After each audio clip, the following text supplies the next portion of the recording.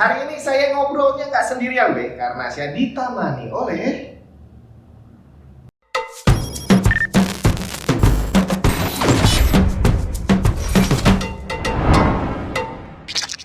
Ini bukan pesawat UFO, tapi router canggih dari Asus, ROG GT AX 11000 Pro. Berteknologi ultra-fast Wi-Fi 6 tri-band dengan boost speed mencapai 11.000 Mbps, Ethernet port 2,5 dan 10 Gbps dengan area jangkauan yang luas dari Asus Range Boost Plus. Dan semuanya bisa dijalankan tanpa hambatan karena Extreme Quad-Core CPU yang memprosesnya.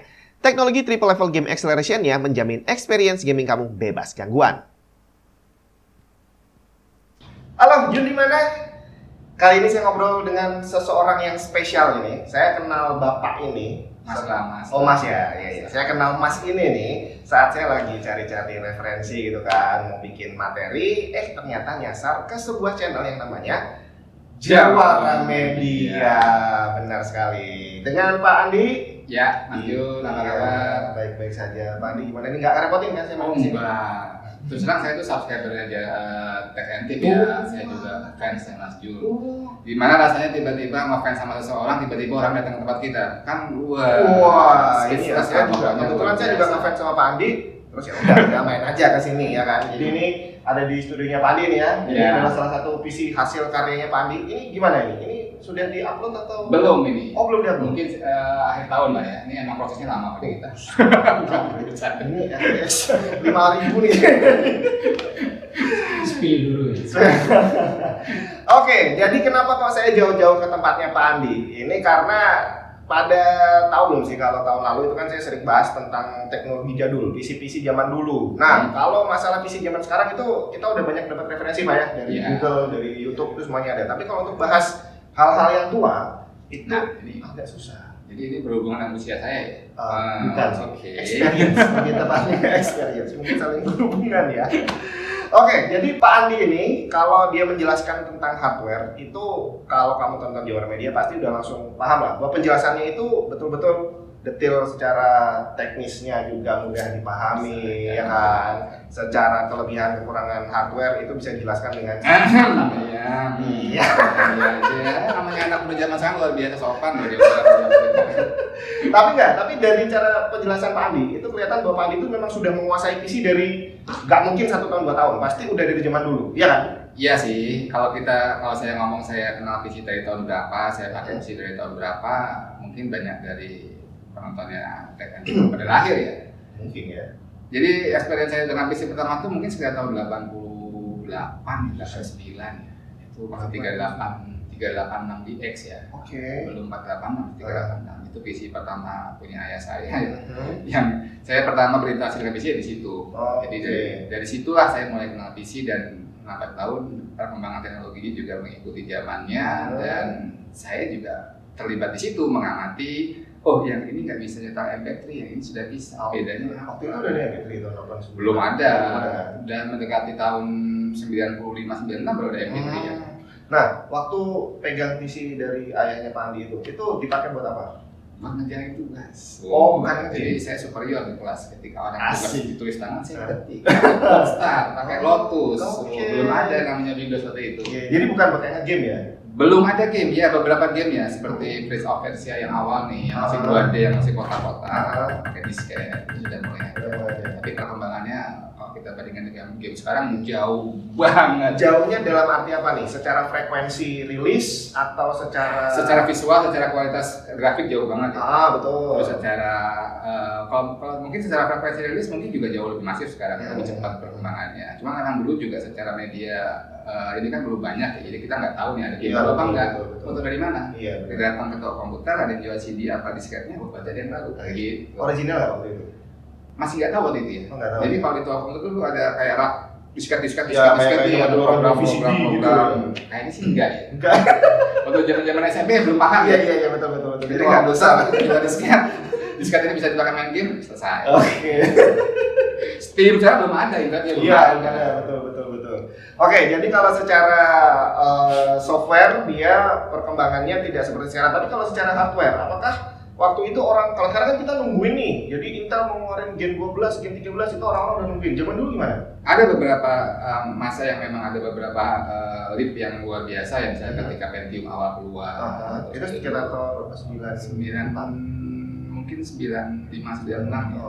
Terus mulai ada MMX ya, Multimedia Extended itu, ada Intel MMX itu juga hype ya, lumayan hype ya. Hype di masanya ya. Iya, betul.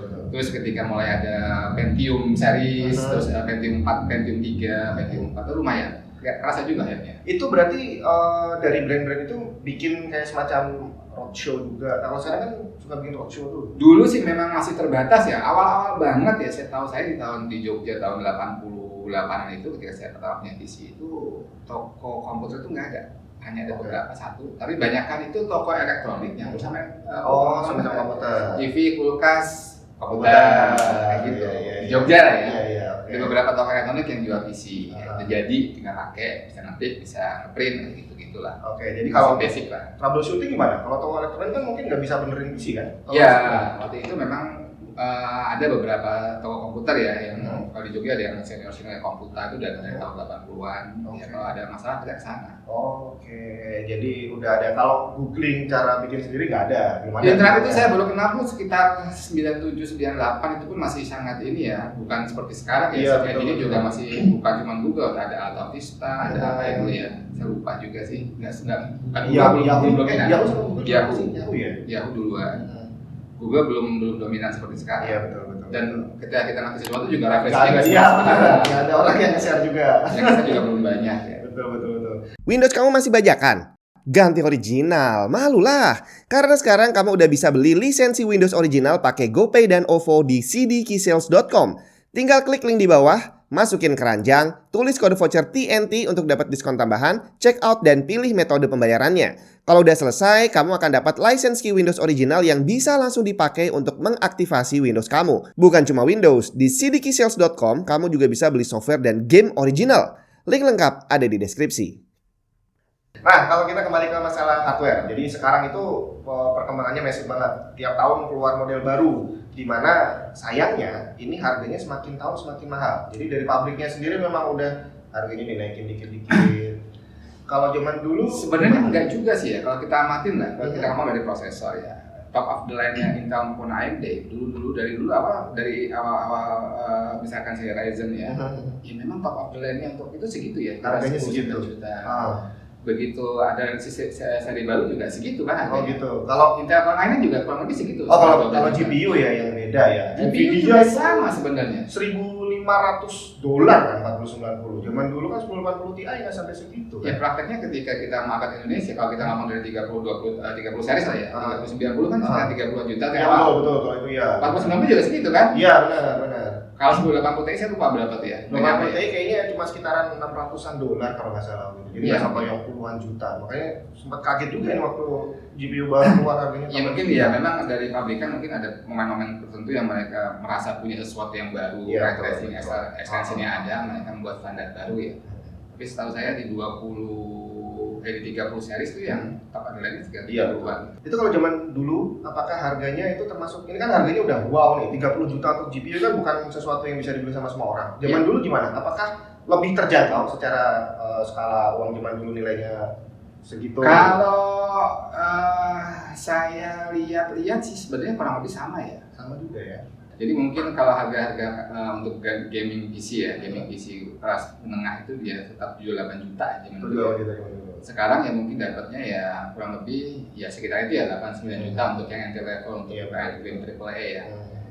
Jadi kalau perbandingan kalau kita ngomong UMR zaman dulu dengan harganya kurang lebih sama juga ya. Saya juga dulu dengan pertama saya kerja di toko komputer ya. Jadi mungkin kita 400 ribu tahun 99 tahun 2000 itu. Mau ngerakit baru juga nggak nyampe. Harus nabung sekitar 6 bulan. Tapi second apa udah ada banyak yang jual? Apa?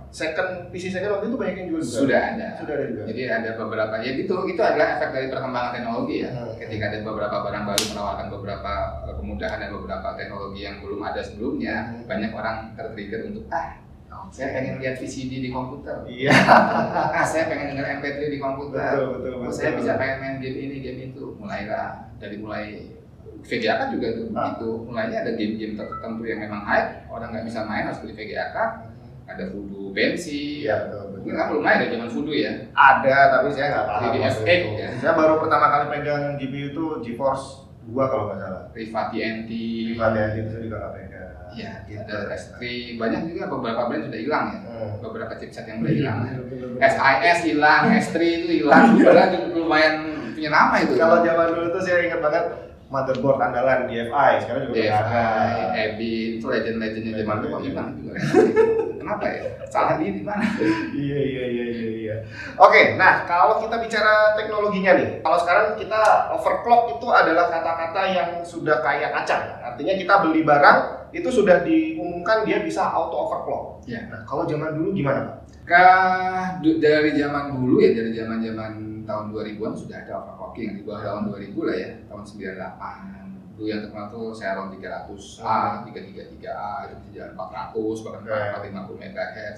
Memang dulu ide awalnya, kalau saya pribadi ya, ide saya ingin coba, saya kan coba berbisnis komputer dulu. Pengen meng-offer kepada customer saya itu dengan budget yang terjangkau, kamu bisa dapat performa yang lebih. Jadi kita memang untuk daily use ya, untuk dipakai harian, kita pada titik aman. Tapi memang perkembangannya sekarang beberapa profesional overclocker itu menjadikan itu sesuatu eksperimen ya untuk mencari titik angka tertingginya, untuk melihat kualitas chipnya, untuk melihat teknologinya seperti apa, IP-nya seperti apa, seperti alpha, dan itu memang beberapa industri membutuhkan itu, data-data itu untuk bisa melihat sebenarnya teknologi baru ini bisa di-push sampai segimana. Oke, nah sekarang yang tadi saya sempat ngobrol sama Pak Andi, itu cara overclocknya nggak kayak sekarang. Kalau sekarang kan tinggal buka BIOS, naikin angka selesai. Kalau dulu gimana Pak? Katanya sampai di jumper pakai pensil. Dulu itu emang di motherboard zaman dulu ya, soket berapa sih? Soket 7, soket A itu beberapa masih pakai jumper ya. Nggak pernah dengar. Pakai jumper, jadi kalau kita nyeting FSB dulu kan bukan BCA kan namanya FSB ya, konsep bus ya. Kita harus nyeting jumpernya mau 100, 133, 166, itu jumper aja. Jadi jumper kayak jumper clear CMOS sekarang ada beberapa deret gitu ya, nanti bisa kita atur konfigurasinya. Itu dari pabrikan memang ngasih fitur itu. Berarti kita memang diizinkan sebenarnya teman-teman. Iya, jadi emang tidak ada di setting BIOS untuk menyalakan FSB waktu itu. Belum main BCA kan, belum main multiplayer. Iya betul. Dulu namanya FSB, konsep bus kalau nggak salah. Sekarang BCA kan. Iya. Itu menaikkan itu emang dengan cara mengkonfigurasikan beberapa jumper untuk ini atas, ini bawah, gitu. Kalau sampai korslet rusak atau gimana? Enggak juga sih, enggak puting lah kalau demikian. Clear CMOS juga sama? Sama. Terus kalau dulu juga ada beberapa trik yang dipakai teman-teman untuk bisa membypass sesuatu yang sudah bawaan pabrik ya, dengan pensil dikonekin pinnya kan memang untuk kan dikonekin beberapa pinnya. Ada juga yang dikawat beberapa kakinya. Itu taunya dari mana? Bahwa pin ini sama ini yang harus dikonekin? Kan ada banyak tuh pinnya. Iya. Google belum ada. Sudah mulai ada sih, ada beberapa forum ya, ada beberapa forum. Dulu juga ada Ocindo untuk Indonesia.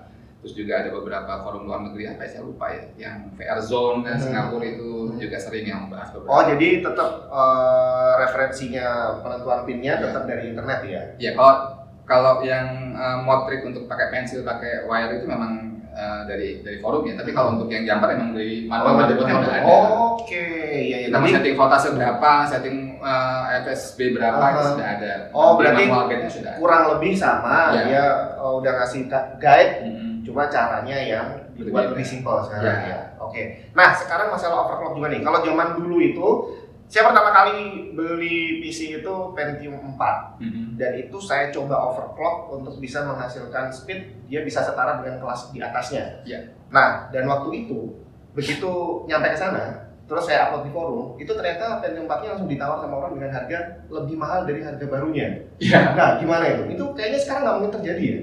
Enggak, untuk beberapa kalangan profesional seperti itu. Masih tetap yang memang sering ikut lomba overclocking, mereka selalu mau dulu namanya gold badge ya. Iya betul. Karena memang setiap every single prosesor itu memang tidak akan mungkin sama ya. Silicon lottery ya.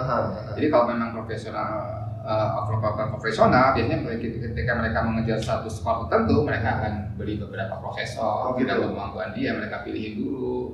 Dan itu benar-benar punya saya itu udah dipakai lumayan lama, tapi dibeli lebih mahal dari harga baru. Memang itu. Di IT juga gitu, zaman-zamannya Athlon XP, Barton itu benar-benar jadi istilah gold badge itu memang benar-benar menjadi nilai jual yang lebih ya, nilai jual yang lebih. Kalau kita ngomong dulu ada serinya kan, apa ya? Yang serial number yang di proses saya Athlon XP itu JU. Oh iya betul. Jadi WHB lah.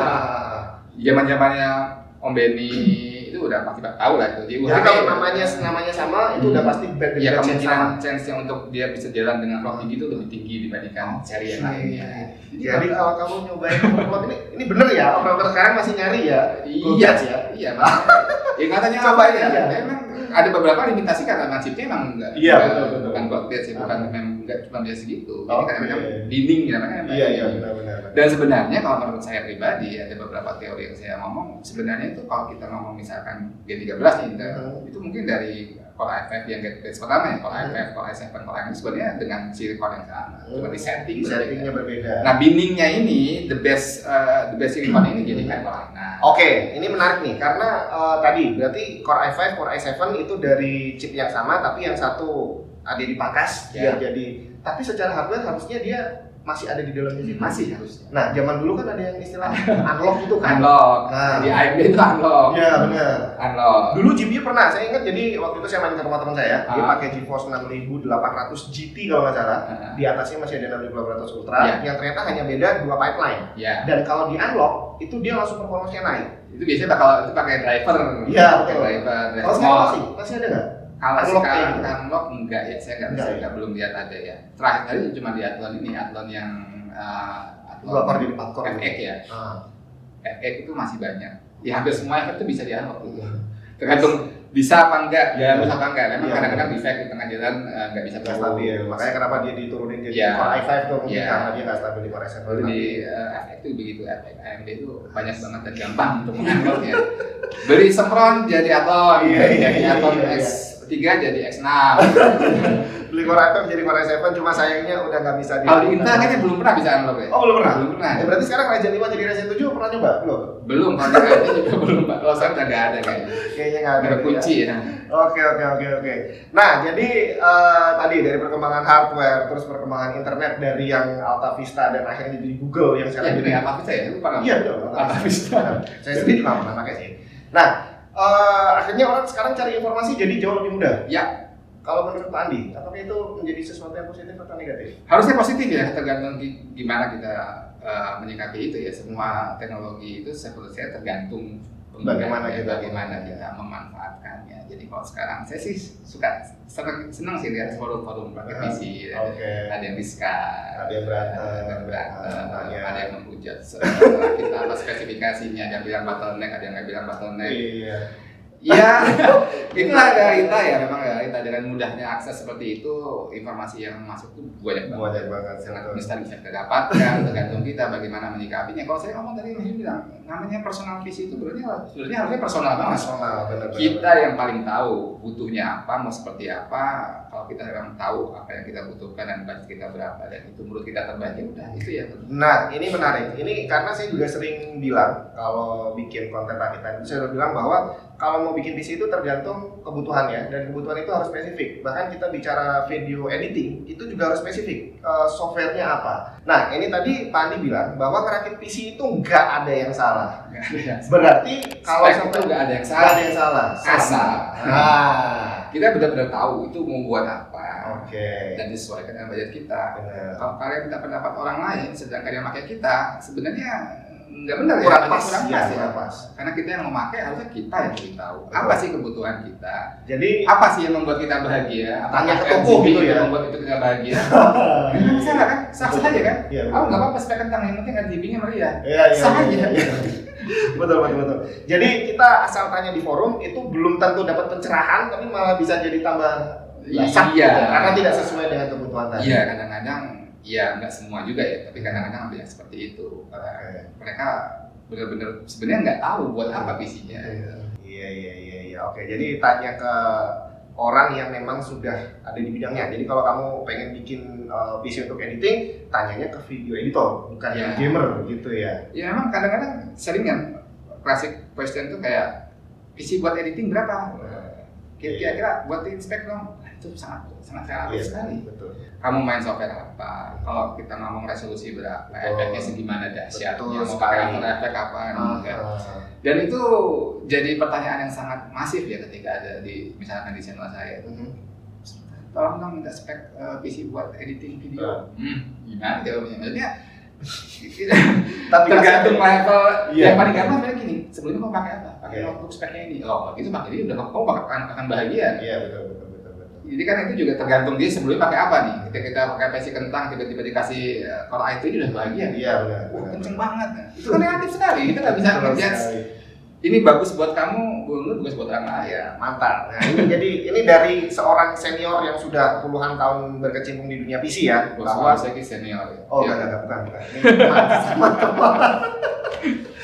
Oke, Pak, kalau kita bicara teknologi jadul nih, ada nggak yang dari PC lama yang bikin Pak Andi itu kangen seandainya dia ada lagi di sini? Apanya nih? Apa monitornya yang besar atau apa ya? Iya kalau ya memang itu tren-trenan ya. Kan dulu sempat juga ngetrenkan sleeper PC. PC Sleeper ya. PC itu casing lama, kayaknya casing jadul banget, modelnya high end. Oke. Ya emang ada beberapa casing legend zaman dulu itu kadang-kadang dihidupkan lagi. Oke, itu menarik. Tapi kalau jadi masalah digoreng harganya sekarang. Iya, sama masalah airflow di dulu kita nggak ada airflow kan? Iya. Gimana tuh? Pernah bermasalah? Pernah bikinnya kayak gitu? Belum pernah. Cuman aku lihat beberapa tahun udah mulai hype ya. Sleeper PC. Casingnya jadul, dalamnya high end, water cooling. Apa namanya? Closed loop. Iya. Oh, kalau closed loop itu dia relatif lebih aman ya. Iya. Oke. Kalau dari kalau dari nggak terlalu lama memang beberapa developer game juga kan membuat remake untuk membangkitkan nostalgia. Belum dibuat lagi, Crysis dibuat lagi, remastering. Oh iya, sama ini Pak, mechanical keyboard itu zaman dulu gimana? Katanya sebenarnya dulu keyboardnya mechanical semua. Iya. Terus berubah jadi membran karena dianggap lebih canggih, lebih enteng, lebih murah juga secara kos mungkin, dan memang ya secara umum bisa lebih gimana ya? Bisa lebih mass production mungkin ya secara produksi ya. Cuman dulu kalau kita ngomong bawaannya branded PC kayak Acer, dulu kan juga ada Acer. Keyboardnya juga dulu branded IBM. Nah, terus Acer walaupun kita nggak beli PC-nya kita bisa beli keyboardnya itu mechanical. Oke, jadi mechanical keyboard itu sebenarnya adalah teknologi lama yang dihidupkan kembali. Jadi memang ya itu klasiknya di situ loh. Suaranya kan dari dulu kan betul. Udah mulai hilang terus kan dimulai lagi. Oke, nggak terasa ini ngobrolnya udah terlalu panjang nih. Pak Andi kayaknya lagi lapar kayaknya. Ya, enggak juga sih. Berarti nggak usah makan. Nah, sebelum kita tutup, ini tadi kita sudah bicara dengan Pak Andi tentang PC dari zaman tahun 89. Itu berarti kalau sekarang 20 tahun lebih berarti 30 tahun lebih. Zaman dulu ada nggak Pak Andi pernah membayangkan wah seandainya PC saya ini bisa dipakai ini dan ternyata sekarang sudah terbukti. Apa Pak? Iya kalau kita ngomong secara grafik ya yang kita bisa lihat kan ya. Tapi waktu itu kan sudah ada seandainya nih gamenya gambarnya kayak orang pelan atau udah bahagia dengan itu? Iya dulu bahagia, jangan bahagia ya. Main Prince of Persia yang 2D yang cuma suara dari speaker dari buzzer kakaknya udah bisa begadang gitu. Sekarang kita mau lihat game zaman sekarang udah luar biasa, benar tidak terbayangkan dulu ya. Oh nggak terbayangkan. Serealistis ini, dia sedetail ini dengan cerita yang bisa kita pilih sendiri, yang bagiannya open world. Iya betul. Dengan segala ya kalau kita ngomongin secara visual luar biasa, kalau kita mikir secara ini developer gini gimana ya bingung ya. Maksudnya kan itu plotnya banyak gitu ya, buat beberapa skenario yang bisa bercabang-cabang. Luar biasa. Nah, kalau dari ini tadi, bahwa ternyata zaman dulu tidak terbayangkan, sekarang udah muncul. Nah, kira-kira nih menurut Pak Andi, ini adalah pertanyaan saya buat kamu di akhir tahun kemarin, 70 tahun lagi PC bakal seperti apa? Nah, dari 30 tahun ke belakang, kira-kira 30 tahun ke depan Pak Andi membayangkan seperti apa di sini? Iya, kalau kita ngomong perkembangan sekarang, ya kalau kita lihat dari sisi produksi, sisi teknisnya ya, litografi sudah segitu ya. Udah 3 nano, 3 nano.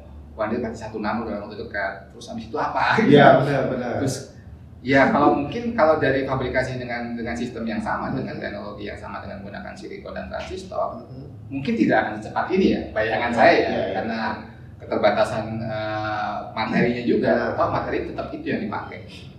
Cuman kalau kita ngomong tadi ada yang seperti Paten Nasyid kemarin ini ya, masalah kuantum komputer, itu mendekati realita, itu benar-benar akan menjual jadi kuantum gate buat perkembangan kecepatan PC ya.